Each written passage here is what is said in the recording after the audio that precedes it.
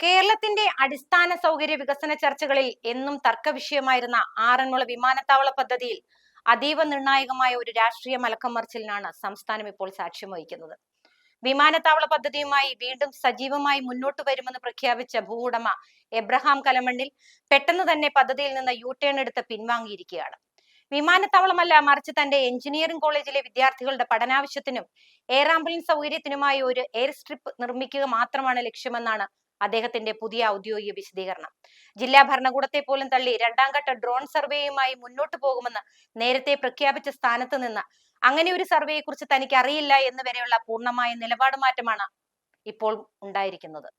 ഈ തന്ത്രപരമായ പിൻവാങ്ങലിന് പിന്നിൽ ശക്തമായ രാഷ്ട്രീയ സാമൂഹിക സമ്മർദ്ദങ്ങളുണ്ട്. UDF നേതാവായിട്ടുകൂടി ഭരണകക്ഷി നേതാക്കളിൽ നിന്നോ പ്രതിപക്ഷ നിരയിൽ നിന്നോ ഈ പദ്ധതിക്ക് യാതൊരുവിധ രാഷ്ട്രീയ പിന്തുണയും ലഭിച്ചില്ല എന്നതാണ് യാഥാർത്ഥ്യം. ഒരു വൻകിട വിമാനത്താവള പദ്ധതി വീണ്ടും പൊതുസമൂഹത്തിന് മുന്നിലേക്ക് വെക്കുമ്പോൾ ഉണ്ടാകാനിടയുള്ള കടുത്ത ജനകീയ പ്രതിരോധവും ഭൂമി കച്ചവടത്തിനുള്ള കുതന്ത്രം എന്ന പ്രതിപക്ഷത്തിന്റെ കടുത്ത ആക്ഷേപവും ഈ പിൻവാങ്ങലിന് വേഗത കൂട്ടി. ഒരു സംസ്ഥാനത്തിന്റെ വികസന മാതൃകകളെ സംബന്ധിച്ചിടത്തോളം ഇത്തരം വലിയ പ്രഖ്യാപനങ്ങളും പെട്ടെന്നുള്ള പിൻവാങ്ങലുകളും ദൂരവ്യാപകമായ പ്രത്യാഘാതങ്ങൾ ഉണ്ടാക്കുന്നവയാണ്. കേവലം പാർട്ടി രാഷ്ട്രീയത്തിനപ്പുറം ഇത്തരം വികസന പ്രഖ്യാപനങ്ങളുടെ സുതാര്യതയും സ്ഥാപനപരമായ ഉത്തരവാദിത്വവും നാം ഗൗരവത്തോടെ വിശകലനം ചെയ്യേണ്ടതുണ്ട്.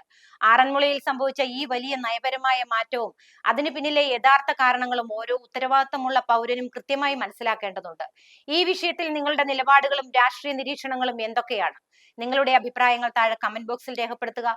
ഈ നയപരമായ വിശകലനം മറ്റുള്ളവരിലേക്കും പങ്കുവെക്കുക.